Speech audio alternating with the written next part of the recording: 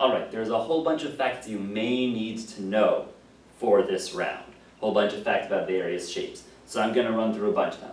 First of all, in triangles, the base angle theorem says that if you have a triangle where two sides are the same, the two angles opposite those sides also have to be the same. And the same goes in the other direction. Basically, an isosceles triangle with two sides the same length will always have two angles opposite them that are the same. Ditto in the other direction. If there are two angles in a triangle that are the same, the sides opposite them are the same. This only works in triangles, though. Don't assume it's true for other shapes. Yeah. Okay. For one thing, in a rectangle or a four-sided shape, you don't have angles opposite sides. This angle is opposite this angle, not opposite any side. But in triangles, since you have three angles and three sides, each angle ends up opposite a different side. Okay. Parallelograms. Okay, so a parallelogram is a four-sided shape where these two are parallel and these two are also parallel. Oops, looks like I can't do this unless I extend this, and now I can make them parallel. Great. This is parallel to this is parallel to this. There's a whole bunch of facts that are true about parallelograms, a disturbing number of facts that are true about parallelograms. First of all, this angle is the same as this, and this angle is the same as this. Since the angles all have to add up to 360, that means each pair adds up to 180. Each pair of different ones. Opposite angles will be the same. You also know that this side is the same length as this, and that this side is the same length as this. And last, and definitely least, you know that if you draw the two diagonals across the corners, each one gets cut exactly in two at that midpoint. This piece is the same as this piece, and this piece is the same as this piece. Yeah, a lot of facts that are all true about parallelograms. Also, if pretty much any of those things are true, then you can realize that it's a parallelogram and all the other things are true. If these two lines have both cut each other exactly in half, then it's a parallelogram. If these sides are the same length and these sides are the same length, it's a parallelogram. If these angles are the same and these angles are the same, it's a parallelogram. If these two add up to 180 and so do these two, it's a parallelogram. Yeah, so, but a combination of those generally isn't enough to show that they are a parallelogram. Hexagons. Well, I'm talking specifically of regular hexagons here. Since you can follow the formula and realize that each angle is 120 degrees. Now this actually means there's an interesting fact about a hexagon, which is that if you cut each of those angles in two, you get a 60-degree angle and another 60-degree angle. And if you look at the center, it's been cut exactly into six. If it's a regular polygon, it's been cut into exactly 6 pieces, and this whole angle is 360 because it's all the way around, which means that each one of these is 60. So you can cut a hexagon into little equilateral triangles, and that may come up. I don't know. Yeah. Also, each of these lines is the same length, and so is each of these lines to each of those sides. That also might come up.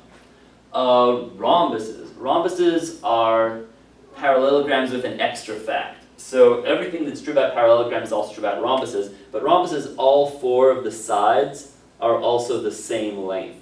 And that means that no, not the angles are the same size, no. But it does mean that if you cut this and you've drawn it right, all 4 of these triangles are exactly the same. Exactly the same, which means that as an extra fact, these all have to be 90-degree angles. That's how it goes. And that can be proved bit by bit with the next thing I'm going to show you. Just one quick mention.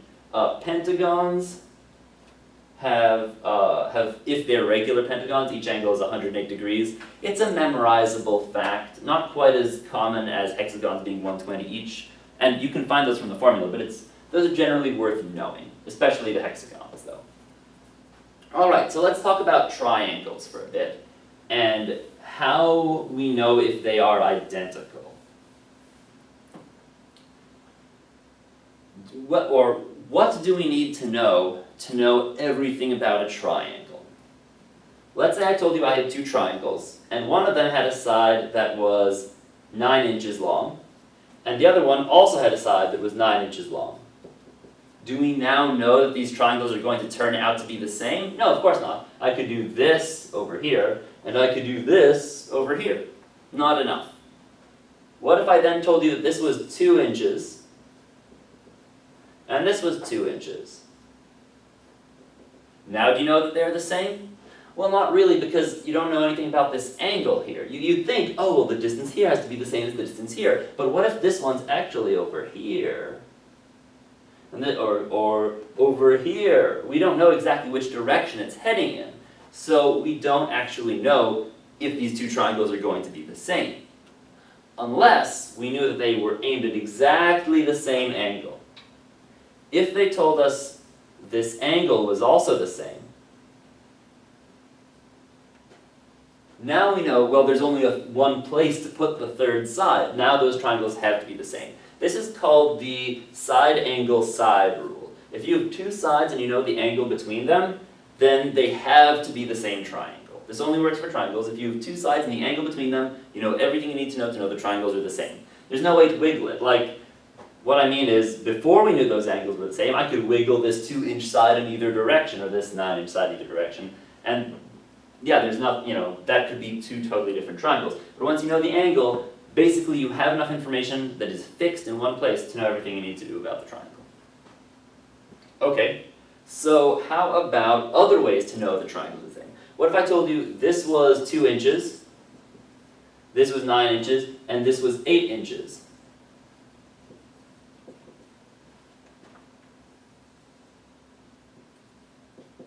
Now you may think, hold on a second, without this angle, it could be wider, it could be narrower, but now there's a problem. Because this side is exactly 8 inches long, it can only reach so far. Try it. Cut yourself take 3 straws or 3 pencils of various lengths and try to attach them, and you'll find there's only one possible way to make them all meet just barely. 3 sides, knowing all 3 sides are the same as all 3 other sides, is enough information to know that the triangles are exactly the same. Yes, I could flip this one upside down, but still, if you flipped your head upside down, they'd be the same triangle. And this can be useful because then we can say, oh, this angle must be the same as this. This angle must be the same as this. There's all sorts of things you can know once you know that the triangles are the same. So this fact is called side, side, side. If you know all 3 sides of both triangles, you have everything you need to. Because I was taught this with little toothpicks or whatever, or it was explained to me with little toothpicks, I think of it that way. If you can wiggle the sides still and create 2 different triangles with the information they've given you, then we don't know the triangles are the same. Once we know enough, then we know, once you reach a certain point where it can't be wiggled, now you know everything you need to know. And these aren't the only 2 ways you can do this. If you know all 3 angles, well, actually, let's use a different example. Let's say they give you just one side. They tell you this is 18 centimeters, and they tell you this is 18 centimeters, and then they tell you this is a 40-degree angle, and this is an 80-degree angle. And then they did the same over here. Gave you an 80-degree angle and a 40-degree angle. Is this enough information to know that the triangles are the same? It is. Because given the direction they're heading in, imagine them now as laser pointers. You put 2 laser pointers 18 centimeters apart, one aimed this way, one aimed that way. There's only one place where they can meet. And if there's only one place where they can meet, there's only one possible length for each of these sides. And then you have everything you need for side, side, side. This is called angle, side, angle, because you have a side in the middle and there's an angle on either end. So if you know an angle, and a side between them, you know everything you need to know everything there is to know about the triangle. And if you have 2 triangles, you know they're the same. How about if it's the wrong angle? what if you don't know this angle, but you know this angle is 20 degrees at this end? Well, is it possible to create different triangles with an 80-degree angle, 20-degree angle, and this side over here, 18 centimeters? No, there's only one possible thing, because once you know this is 20 and this is 80, you can figure out what this is. Because, there's only 3 angles in a triangle, guess this also has to be 80. Okay, now you know all 3 angles. Now you're back where you were with angle, side, angle. So even if the 2 angles aren't on either side of the side, as long as you have 2 angles, doesn't matter what the positioning is. Side, angle, side, does it matter what the positioning is? Do I know everything there is to know about a triangle if I have a side, it's more like 10 inches, another side, and an angle?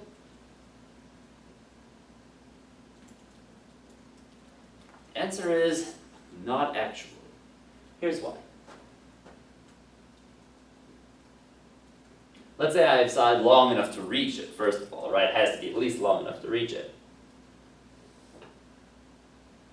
Alright, here's one possible triangle with a 5-inch side, a 10-inch side, and a 30-degree angle. But here's another. Basically, it can swing, this side can swing right or left.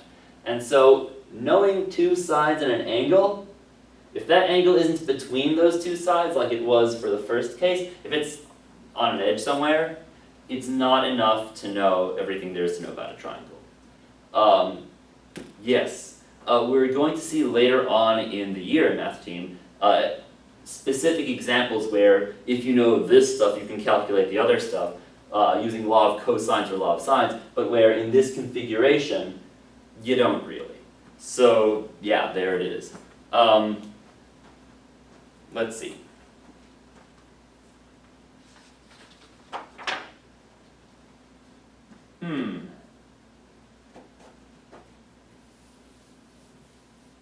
Okay, this is a decent problem. Given a regular pentagon famed and a regular hexagon picked, this is from 2015, last year, that share no common interior points, compute, they want measure of angle ADK, and what we have is a regular hexagon, regular meaning all the angles are the same, all of them are 108.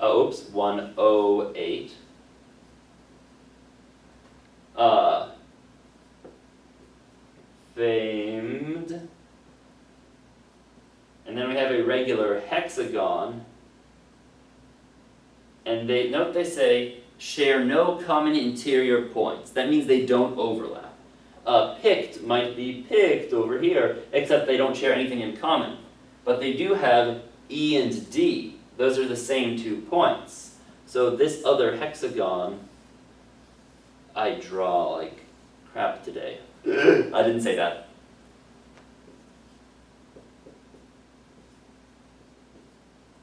Right, here's hexagon regular, hexagon picked, where each angle is 120 degrees. Ha. And so this is 108, and this is 120, this is 108, and this is 120. And then they say, compute ADK, ADK in degrees. Oh boy. Let's do that in a different color.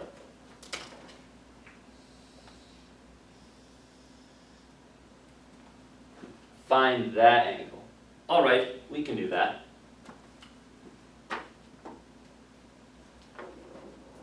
In this triangle at the top, we have a 108 degree angle, and then 2 more angles that add up to make 180. So 180 minus 108 is 72. And so these 2 angles add up to 72. That means each of them is half of 72. Each of these is 36. And that leaves 108 minus 36 is 72 for the bottom. Over here, this angle is 120, which leaves how much for the rest of the triangle? It leaves it leaves 60 degrees over for the rest of the triangle. But those are two angles that are the same, so they have to be 30 each. 30, so this angle is made out of 30, and another 72 is 102 degrees. The answer to that question is 102 degrees. Now, how did I know that these two angles were the same, and that these two angles were the same, and that these two angles were the same? The base angles theorem. They said regular, right? They said these shapes were both regular. That means this side's the same as this. And if these two sides are the same, the angles opposite them are the same. Same thing over here. This side's the same as this side. So in this triangle here, deck, these two sides are the same. Great, those two angles are the same. And that's how it's solved. So yeah, a lot of use of the facts we know. And the more like random number facts you know, the better off you are. Random facts about shapes. Yeah. So known facts. The base angles theorem.